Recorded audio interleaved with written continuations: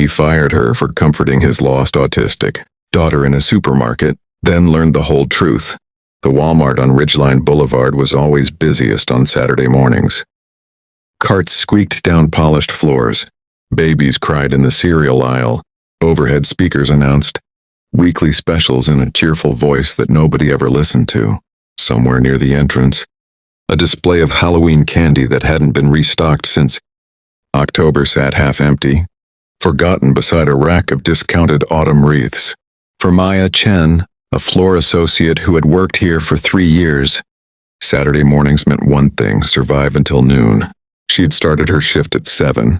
By 9:30, she had already helped an elderly man find low-sodium soup, cleaned up a broken jar of pasta sauce in aisle 4, and talked a crying toddler through the terrifying experience of seeing the self-checkout machine eat his mother's credit card. She moved through the store the way water moves through a landscape, finding the path of least resistance, filling whatever space needed filling, never calling attention to herself. She was restocking frozen dinners near the back of the store when she heard it, a sound so small it almost disappeared beneath the noise of the crowd. A child crying, not the loud, demanding cry of a toddler wanting candy. This was something quieter, trembling, the kind of cry that comes from a child who has been scared for a very long time and has finally run out of energy to show it. Maya set down the box she was holding and followed the sound. She found the little girl crouched between 2 refrigerated display cases, pressed against the cold glass like she was trying to disappear into it. She was maybe 6 years old, wearing a golden yellow dress, her blonde hair pulled into 2 neat braids. She was clutching a stuffed fox, so tightly that its stitched eyes were nearly popping out. Her own eyes were squeezed shut, and both hands were clamped over her ears, blocking out the Saturday noise that most people never even noticed. The beeping registers, the rattling carts, the overlapping conversations, the hum of the freezer units, all of it crashing into her like waves. She had no way to stop. Maya had seen this before. Her younger cousin Danny had been diagnosed with autism at age 4. She had spent years watching him navigate a world that felt too loud, too bright, too unpredictable. She knew what sensory overload looked like. She knew the difference between a child having a tantrum and a child who was genuinely overwhelmed. And she knew, with absolute certainty, what this little girl needed right now. And it was not a crowd of adults hovering over her asking what's wrong. "Sweetie, where's your mommy? Can you tell me your name?" Maya knelt down slowly, not too close. She kept her voice just above a whisper, calm and unhurried, like there was nowhere else in the world she needed to be. "Hey there," she said. "That's a really cool fox." The girl didn't open her eyes, but her shoulders shifted just barely. A fraction of an inch, enough. "What's his name?" Maya asked. Silence stretched between them. The freezer hummed. Somewhere 3 aisles over, a cartwheel shrieked against the floor. Then, so quietly, Maya almost missed it beneath all that noise. "Rusty." "Rusty?" Maya smiled, even though the girl couldn't see it. "That's a perfect name for a fox. Did you pick it yourself?" A pause, then a tiny nod. "You've got good taste," Maya said simply. She didn't ask the girl to stand up. She didn't reach for her hand or try to move her toward the customer service desk. She simply sat down on the floor beside her, on the cold tile, in her Walmart uniform with the purple trim, and waited. When a woman pushing a cart slowed down to stare, Maya caught her eye and gave a small, steady shake of her head. "Keep moving. It's okay." The woman hesitated, then moved on. A teenage boy with earbuds started to film on his phone until Maya looked at him directly, and something in her expression made him put the phone back in his pocket and walk away. She sat with the girl the way you sit with someone during a thunderstorm, and not trying to stop the thunder, just making sure they know they're not alone in it. Slowly, over the next several minutes, the little girl's breathing changed. The tight, panicked rhythm loosened into something steadier. Her hands came down from her ears, inch by inch, until they were resting in her lap alongside Rusty.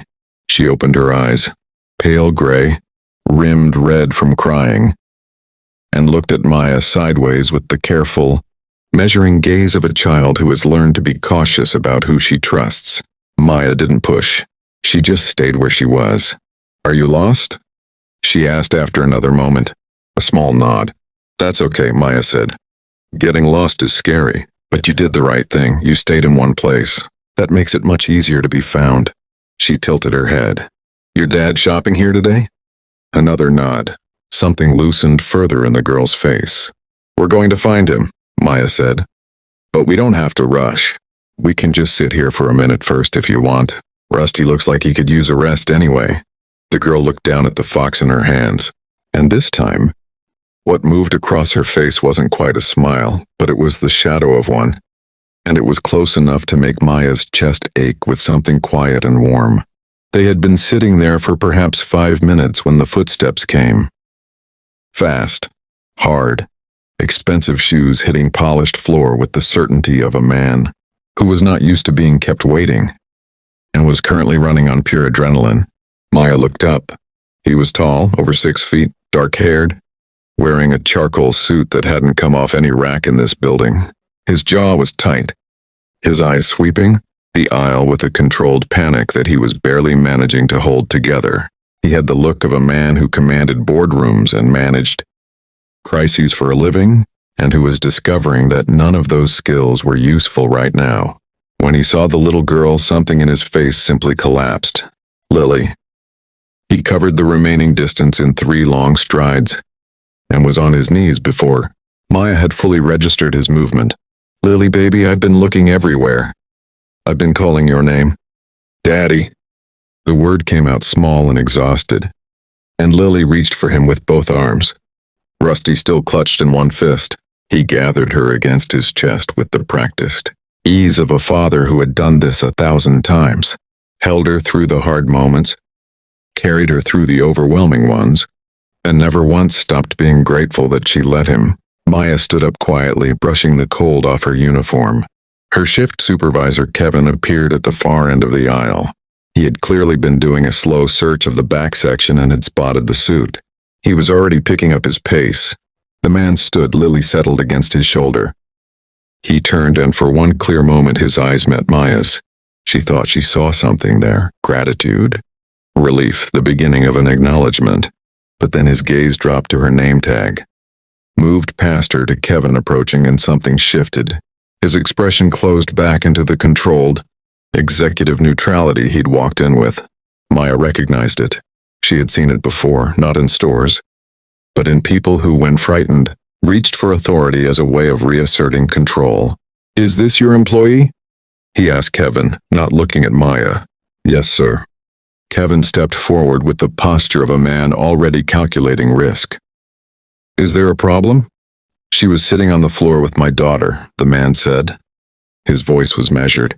In the middle of the store, on the floor blocking the aisle. Kevin blinked once. Sir, I'm certain she was only... I'd like to speak with the store manager. Maya stood very still. In 3 years, she had developed a talent for stillness in moments like this. She didn't argue. She didn't explain herself. She simply waited, hands at her sides. The way you wait when you already know what's coming and have decided to meet it with whatever dignity is available. The store manager, Dennis Park, arrived in under 3 minutes. He was a compact, efficient man who wore different expressions for different situations, like other people wore different ties. Right now, reading the charcoal suit and the set of the man's jaw, he had put on his most carefully neutral face. The conversation happened 10 feet away, in voices low enough that Maya only caught fragments. Policy, liability, proper protocol for unattended minors. Kevin stood slightly behind Dennis, nodding at intervals in the way of someone who has decided that agreement is the safest available option. Dennis walked back toward Maya. He didn't meet her eyes. Maya, I need you to clock out for the remainder of your shift. She looked at him steadily. Am I being sent home? A pause that lasted just long enough to answer the question. We'll talk on Monday. She had been here long enough to know what Monday meant.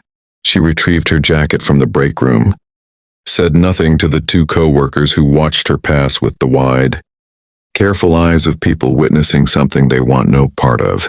She clocked out at the back terminal and walked through the automatic doors into the pale November morning.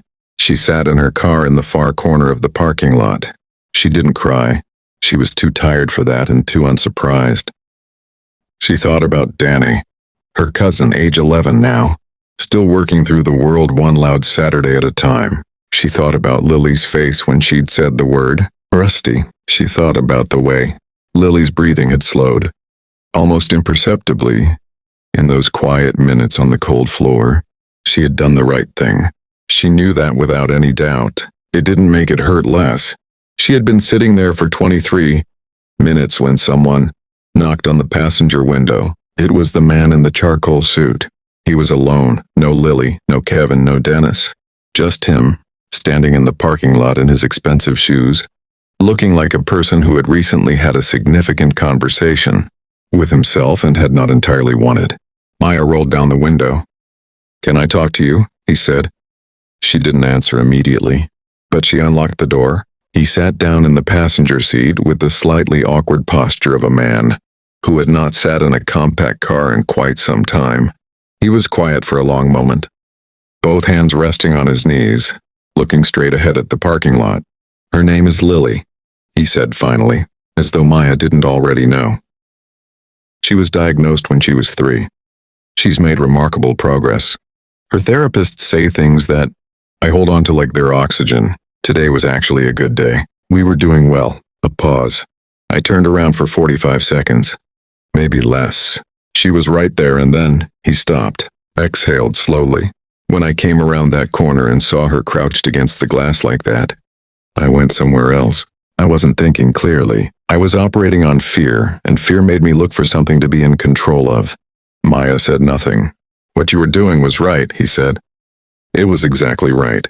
Staying low, keeping your voice quiet, letting her come back at her own pace instead of pushing, not touching her until she was ready. He turned to look at her directly. "Most trained adults don't do it that right."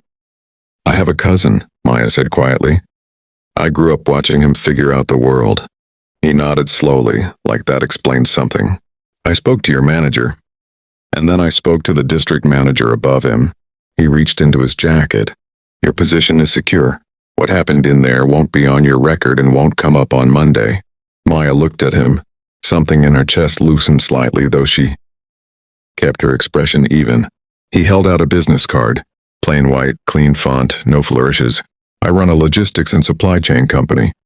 We have a community partnership program, working with 3 autism support organizations across the state. For the past year, we've been trying to build a family engagement coordinator role, someone who works directly with families, helps them navigate resources, organizes community events, acts as a human bridge between the organizations and the people they serve."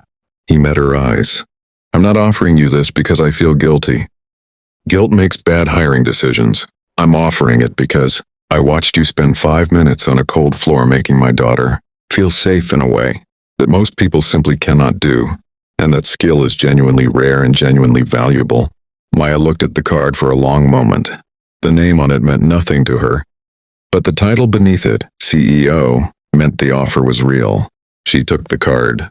"I'll think about it," she said. He nodded once, accepting that completely. He opened the car door, then paused with one foot already on the pavement. "She talked about you on the way to the car," he said. "Lily. She wanted to know if she could come back and visit the Fox lady." A brief, genuine smile crossed his face. The first natural expression she had seen from him. She's particular about who she likes. She doesn't extend that to many people.